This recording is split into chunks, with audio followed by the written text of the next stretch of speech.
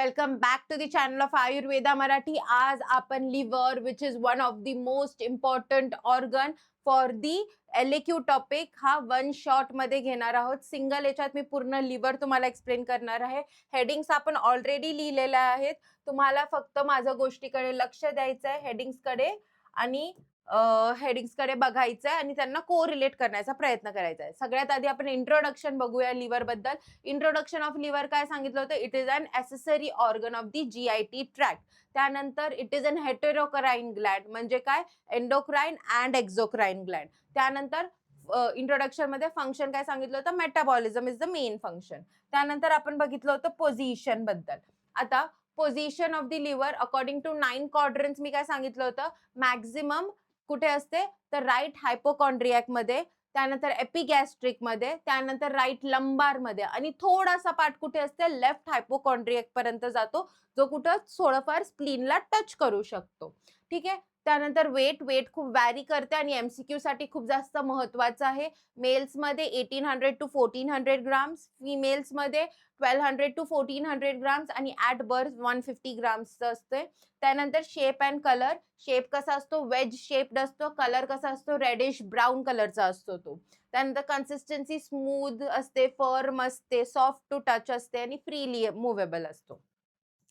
त्यानंतर नेक्स्ट आपल्याला लोब्स बघायचे आहेत. आता लोब्स मध्ये आपल्याला हे 5 लोब्स बघायचे आहेत. First anatomically right and left बघूया, which is divided anteriorly by the falciform ligament, posteriorly by the ligamentum venosum and inferiorly by ligamentum teres. याच्याकडून ते इक्वली डिवाइड झालेले आहेत. त्यानंतर right and left physiological lobes बघूयात. Right and left याच्यामध्ये right lobe मोठा असतो, पण फिजिओलॉजिकल लोब मध्ये राईट लोब छोटा असतो compared to left lobe. Because physiological imaginary line कुठे आहे? It starts from the IVC, it starts from the IVC and goes to the gall bladder. हे जी लाईन असणार, ही एक्सटेंडेड लाईन जी आहे, ही एक imaginary line आहे. अनाटॉमिकली आपल्याला ती प्रेझेंट दिसत नाही. त्यानंतर कॉर्डेट लोब. कॉर्डेट लोब कुठे प्रेझेंट आहे? तर कॉर्डेट लोब आपल्या पोस्टिरियर सरफेस वरती प्रेझेंट आहे. त्यानंतर कॉर्ड्रेट लोब हा आपल्या इन्फिरियर सरफेस वरती प्रेझेंट आहे. त्यानंतर नेक्स्ट बघूया आपण रिडल्स लोब. हा कधी कधी प्रेझेंट असू शकतो, कधी कधी ऍबसेंट पण असू शकतो. जर प्रेझेंट असला तर इन्फिरियर सरफेस ऑफ लिव्हर पासून याचा ओरिजिनेशन असणार आहे. ठीक आहे. नेक्स्ट आपण बघूया लिगामेंट्स. लिगामेंट स्पेसिफिकली आपण बघताना, लिगामेंट्स म्हणजे काय? जेव्हा 2 पेरिटोनियल फोल्ड्स टुगेदर येतात तेव्हा ते काय फॉर्म करतात? एक लिगामेंट फॉर्म करतात. इथपर्यंत सगळ्यांचा कॉन्सेप्ट क्लिअर आहे, जे आपण ऑलरेडी पेरिटोनियम मध्ये बघितलेलं आहे. आता त्याच्यामध्ये लिगामेंट्स मध्ये 2 टाईपचे लिगामेंट्स असू शकतात, peritoneal ligaments and non peritoneal ligaments. आता फर्स्ट पेरिटोनियल लिगामेंट्स बघू. पेरिटोनियल लिगामेंट्स मध्ये एक आहे फाल्सिफॉर्म लिगामेंट, जे ह्या साइडची आणि ह्या साइडची पेरिटोनियल फोल्ड टुगेदर येईल आणि जॉईन होईल, त्याला म्हणू आपण फाल्सिफॉर्म लिगामेंट. त्याच्यानंतर ते काय करतं? Major function separate right and left lobe on the anterior surface of the liver. त्याच्यानंतर right triangular and left triangular ligament. Falciform लिगामेंटच वर जातात, 2 असे कॉर्नर्सला. राईट साईडला गेलं तर राईट ट्रायंग्युलर, लेफ्ट साईडला गेलं तर लेफ्ट ट्रायंग्युलर. हे बघा, it is also a continuation. हा जो ट्रायंगल फॉर्म दिसतोय, हा आणि हा कॉर्नरचा, that is nothing but our triangular ligament, which is also the continuation of the falciform ligament only. त्यानंतर आहे coronary ligament, that is also a continuation of falciform ligament only, but coronary ligament काय करतो? लिव्हरला डायफ्रामशी connect करतो. हा जो rectangular structure दिसतोय, this is kind of are coronary ligament. ठीक आहे. हे पण राईट आणि लेफ्ट असू शकतात. त्यानंतर नेक्स्ट आहे लेसर ओमेंटम. लेसर ओमेंटम सगळ्यांना माहिती आहे. लेसर ओमेंटम हे काय करतं? पोर्टा हेपॅटिस. पोर्टा हेपॅटिस काय आहे? असा स्ट्रक्चर जिथून हेपॅटिक आर्टरी, वेन, पोर्टल वेन, जेवढं काही वेन्स आर्टरीज असतील ते एंटर आणि एक्झिट होणारे थ्रू द लिव्हर. कुठे प्रेझेंट असते? तर इन्फिरियर सरफेस वरती प्रेझेंट असते. तर आपलं हे लेसर ओमेंटम काय करणार आहे? पोर्टा हेपॅटिसला लेसर कर्वेचर ऑफ दी स्टमकला कनेक्ट करणार आहे. हे गोष्ट ध्यानात घ्या. ठीक आहे. नेक्स्ट आपण बघणार आहोत non peritoneal ligaments. Non peritoneal लिगामेंट्सला नॉन पेरिटोनियल का म्हटलेलं आहे? बिकॉज हे पेरिटोनियम पासून फॉर्म नाही झालेले आहेत, हे दुसऱ्याच कोणत्या स्ट्रक्चर पासून फॉर्म झालेले आहेत. आता आपण ते स्ट्रक्चर बघूयात की ते कोणते. फर्स्ट आहे लिगामेंटम टेरेस. लिगामेंटम टेरेस काय करतं? इन्फिरियर सरफेसला राईट आणि लेफ्ट मध्ये डिवाइड करण्यात मदत करते, राईट लोब आणि लेफ्ट लोब मध्ये. But ligamentum teres is a remnant of umbilical vein. Similarly ligamentum venosum is the remnant of ductus venosus. जर तुम्हाला हे दोन्ही स्ट्रक्चर आठवत नसेल तर फिटल सर्क्युलेशनचं एकदा रिव्हिजन करा. त्याच्यात तुम्हाला लिगामेंटम अम्बिलिकल वेन आणि डक्टस वेनोसस दोघांचा रेफरन्स भेटेल, ज्याच्यावरून तुम्हाला लिगामेंटम वेनोसम आणि लिगामेंटम टेरेस बद्दल आयडिया येईल. ओके. नेक्स्ट आपण बघणार आहोत सरफेसेस. आता सरफेसेस मध्ये यांचे रिलेशन्स खूप जास्त इम्पॉर्टंट आहेत, तर ईच रिलेशन तुम्हाला नीटली डायरेक्टली लर्न ठेवायचं आहे विथ. ओके. त्यानंतर सगळ्यात आधी अँटेरियर सरफेस बघूया. First introduction. अँटेरियर सरफेस काय आहे? कॉन्व्हेक्स आहे, स्मूथ आहे, कवर्ड बाय पेरिटोनियम आहे. इथपर्यंत क्लिअर आहे. आणि it is divided into right and left lobe by ligamentum falciform. एवढं लिहायचंय. त्यानंतर रिलेशन, तीनच रिलेशन आहे अँटेरियर सरफेसचे. Xiphoid process, anterior abdominal wall and diaphragm. तीन हे रिलेशन्स लक्षात ठेवायचे आहेत. काय काय सांगितलं? Xiphoid process, anterior abdominal wall and diaphragm. Next आहे सुपिरियर सरफेस. सुपिरियर सरफेस म्हणजे वरचा सरफेस, आणि याच्यामध्ये एक स्पेशल फीचर आहे, that is known as the cardiac impression. Why it is known as the cardiac impression? Because याचा structure कसा आहे? सुपिरियर सरफेसचं स्ट्रक्चर इज लाईक दिस. तर हा जो खड्डा फॉर्म झालेला हा कशामुळे झालेला आहे? बिकॉज इथं प्रेझेन्स ऑफ हार्ट आहे, म्हणून याला काय म्हटलेलं आहे? कार्डियक इम्प्रेशन पण म्हटलेलं आहे. म्हणून याचा सरफेस कसा आहे? मध्ये कॉन्केव आणि साईडला कॉन्व्हेक्स आहे. हे तुम्ही कशात लिहिणार? इंट्रोडक्शन मध्ये. रिलेशन मध्ये आपण इथं काय लिहिणार? हार्ट आहे, तर हार्टशी संबंधित आपण काय काय लिहू शकतो? पेरिकार्डियम लिहू, हार्ट लिहू, प्ल्युरा आणि लंग्स लिहू. हे कशाचे रिलेशन्स आहे? सुपिरियर सरफेसचे. Then will come to right lateral surface. Right lateral surface म्हणजे हा वाला सरफेस. आता हा नॉर्मली ॲज सच काही इम्पॉर्टन्सचा नाहीये, काही तिथं स्पेसिफिक स्ट्रक्चर पण नाहीये, फक्त राईट साईडला प्रेझेंट आहे म्हणून राईट लॅटरल म्हणतात. लेफ्ट साईडला ॲज सच कोणता स्ट्रक्चर नाही आहे. आणि तिथे रिलेशन्स फक्त दोनच आहे, diaphragm and pleura. Because pleura मी परत सांगितलं होतं, I just show it once again. हा जर आपला लंग असला, this is a very rough diagram but still try to understand. आणि इथं आपला लिव्हर आहे, करेक्ट. जी प्ल्युरा असते ती जरी आपल्या लंगला कव्हर करत असली तरी इथे एक रिसेस फॉर्म करते, जे सगळ्यांना माहिती असायला पाहिजे. तर ही रिसेसच्या चक्करमध्ये तो right lateral surface of the लिव्हरच्या कॉन्टॅक्टमध्ये येऊन जाते. ठीक आहे. ही गोष्ट सगळ्यांनी ध्यानात घ्यायची आहे. तर इथं दोनच आहे, that is diaphragm and the प्ल्युरा.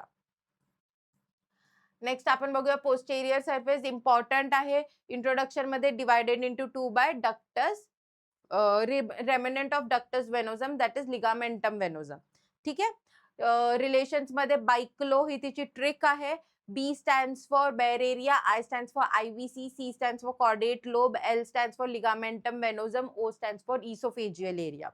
ठीक आहे. व्हेरी इम्पॉर्टंट, सगळ्यांनी लक्षात ठेवायचंय. Next is the inferior surface. Inferior surface important आहे, याच्यावर इंडिव्हिज्युअल SAQ सुद्धा येऊ शकतो, त्या दृष्टिकोनातून आपण याला अभ्यास करायचा आहे. फर्स्ट आहे इंट्रोडक्शन. इंट्रोडक्शन मध्ये सगळ्यात आधी काय सांगितलं? It is divided into 2 by ligamentum teres, that is the remnant of umbilical vein. हे लिहायचंय. इम्पॉर्टंट स्ट्रक्चर काय काय सांगितलं होतं? गॉल ब्लॅडर, पोर्टा हेपॅटिस, त्यानंतर लिगामेंटम टेरेस, आणि लास्टली आपण काय बघितलं होतं? Chordate lobe. हे 4 इम्पॉर्टंट स्ट्रक्चर्स आपल्याला इन्फिरियर सरफेस वरती दिसून येतात. आणि याची रिलेशन्सची ट्रिक होती काय? सलमान खान तेरा प्यार गो टू हेल. आता सलमान खान तेरा प्यार गो टू हेलची आपण इथं फुल फॉर्म सांगून देऊया. इथं मी लिहून घेते आधी.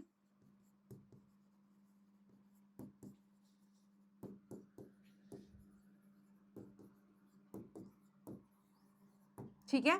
सगळ्यात आधी सलमान खानचा S stands for suprarenal gland का impression, K stands for kidney impression, T stands for transverse colon impression, P stands for pylorus of stomach impression, G stands for gastric impression, O stands for esophageal impression, TO stands for tuber omentally impression which is part of pancreas. त्यानंतर एचचा as such काही नाहीये. तर हे जर तुम्ही लक्षात ठेवलं तर तुमचं इझिली जे आहे ते रिलेशन्स लक्षात राहतात. Easy and quick. Okay. Next blood supply. Blood सप्लायमध्ये काय सांगितलं होतं? 80% ब्लड सप्लाय कोण करतो? Portal vein which is nutritious and 20% कोण करते? Hepatic artery which is oxygen rich. त्याच्यानंतर वेनस ड्रेनेज. वेनस ड्रेनेजमध्ये एक चार्ट होता. सगळ्यात आधी काय सांगितलं होतं? हेपॅटिक सिनोसाइड्स. हेपॅटिक सिनोसाइड्स कुठे जातात? इंटरलोब्युलर वेनमध्ये. ते फर्दर जातात सबलोब्युलर वेनमध्ये. ते फर्दर जातात सेंट्रल वेनमध्ये. सेंट्रल वेन जाती हेपॅटिक वेनमध्ये. हेपॅटिक वेन जाती IVC मध्ये. IVC डंप करतं पूर्ण deoxygenated blood into right atrium of heart. हे तुम्ही पूर्ण वेनस ड्रेनेज मध्ये लिहिलं तरी काही प्रॉब्लेम नसणार आहे. त्यानंतर लिम्फॅटिक ड्रेनेज. लिम्फॅटिक ड्रेनेज मध्ये सुद्धा आपण 2 स्ट्रक्चर्स बघितले होते. एक डीप सर्वायकल, एक डीप आणि एक सुपरफिशियल. तर सुपरफिशियल मध्ये आपण लिम्फ नोड्स कोणकोणते बघितले होते? तर हेपॅटिक, केवल, सिलियाक अँड पॅराकार्डियल. बट डीप मध्ये 2च आहे, दॅट इज केवल अँड हेपॅटिक. त्यानंतर हिस्टोलॉजी ऑफ लिव्हर बघूयात. हिस्टोलॉजी ऑफ लिव्हर मध्ये सगळ्यात महत्त्वाचे आहे की खूप सारे मायक्रो युनिट्स टुगेदर आलेले आहेत in order to form the histology of liver.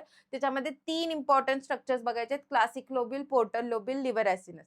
Classic lobule कसा स्ट्रक्चर असतो? हेक्सागोनल. ह्या दोघांना आपण साइड बाय साइड स्टडी करू म्हणजे आपलं होईल. हे कसं क्लासिक लोब्यूल कसं असतं? Hexagonal in shape. ठीक आहे, इथं स्ट्रक्चर बघत चला. पोर्टल लोब्यूल कसा असतो? Triangular in shape. त्यानंतर क्लासिक लोब्यूल मध्ये सेंट्रल वेन कुठे असते? सेंटर मध्ये असते. आणि पोर्टल लोब्यूल मध्ये सेंट्रल वेन कुठे असते? तर साइड मध्ये किंवा कॉर्नर्स मध्ये असते. याच्यामध्ये क्लासिक लोब्यूल मध्ये पोर्टल ट्रायड कुठे असते? कॉर्नर मध्ये असते. आणि पोर्टल लोब्यूल मध्ये पोर्टल ट्रायड कुठे असते? सेंटर मध्ये असते. पोर्टल ट्रायडचे कंटेंट काय काय? Hepatic artery, portal vein and then bile duct. हे तुम्हाला माहिती पाहिजे. त्यानंतर क्लासिक लोब्यूल मध्ये मी तुम्हाला काय सांगितलं होतं? एक आपण क्लासिक लोब्यूलचं स्ट्रक्चर बनवू. हा आपला एक क्लासिक लोब्यूल आहे. ठीक आहे, इथं काय? सेंट्रल वेन, इथं आपला पोर्टल ट्रायड. बरोबर. आणि त्याच्यानंतर मी काय सांगितलं होतं? हे काय असतात? हेपॅटोसाइट्स असतात, जे रेडिएटिंग काय असतात? आउटवर्ड्स. त्यानंतर यांच्यामध्ये काय प्रेझेंट असतात? हेपॅटिक सिनोसाइड्स, जे रेडिएटिंग कुठे असतात? इनवर्ड्स किंवा सेंट्रीपिटल असतात इन नेचर. आणि हे कसे असतात? Centrifugal, away from the centre, तर बाहेरच्या डायरेक्शननी जात असतात. हे तुम्हाला लक्षात ठेवायचंय. ओके. त्यानंतर लिव्हर ॲसिनस राहिलेलं आहे फक्त. लिव्हर ॲसिनस मध्ये 2 ॲक्सिस असतात, short axis and long axis. Short axis कुठून बनलेलं असेल? 2 पोर्टल ट्रायडच्या कॉन्टॅक्ट मध्ये. बघा, हे जे 2 पोर्टल ट्रायडच्या कॉन्टॅक्टनी झालेलं आहे, याला आपण म्हणू शॉर्ट ॲक्सिस. आणि हे एक असतं लॉंग ॲक्सिस. हे कशाने बनलेलं आहे? आपला 2 काय म्हणू शकतो? ॲडजसेंट सेंट्रल वेनच्या कॉन्टॅक्टनी. 2 ॲडजसेंट सेंट्रल वेनच्या कॉन्टॅक्टनी. याला 3 झोन मध्ये डिवाइड केलेले आहेत. Zone 1, zone 2, zone 3. झोन 1 ला हायेस्ट ब्लड सप्लाय असतो which is oxygen rich. Zone 2 ला इंटरमिडिएट आणि सेंट्रल झोन किंवा झोन 3 ला एकदम पुअर ब्लड सप्लाय असतो. Sorry, poor oxygen and blood supply म्हणू शकतो तुम्ही. ठीक आहे, तर हे तुम्हाला इथं पार्ट असलंच पाहिजे. Again it is very important for you guys. त्यानंतर अप्लाइड अॅनाटॉमी मध्ये hepatitis, hepatomegaly, liver cirrhosis, liver biopsy, liver tumour, liver rejection म्हणजे काय? एक particular part of liver that is not useful or is been खराब झालेलं आहे पूर्णपणे, तर त्याला आपण काय करू? कट करून सेपरेट करून टाकू. आणि लास्टली इज लिव्हर ट्रान्सप्लांट, जे 2 ब्लड ग्रुप आणि ज्यांचा टिश्यू मॅच होत असेल त्यांच्यामध्ये आपण लिव्हर ट्रान्सप्लांट करू शकतो. युजली फॅमिली लाईन मध्येच होतं हे. ठीक आहे. सो इथं आपला लिव्हर जे आहे ते 1 शॉट मध्ये मी घेतलेलं आहे. हे 1 शॉट मध्ये याच्यासाठी घेतलेलं आहे फक्त क्विक रिव्हिजन पर्पजेस साठी.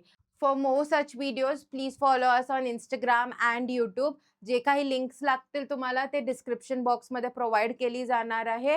तुम्ही ॲपवर जाऊन आमचे डेमो लेक्चर्स सुद्धा चेक करू शकता. Thanks for having me here and all the very best for your exams. Have a nice day. Thank you.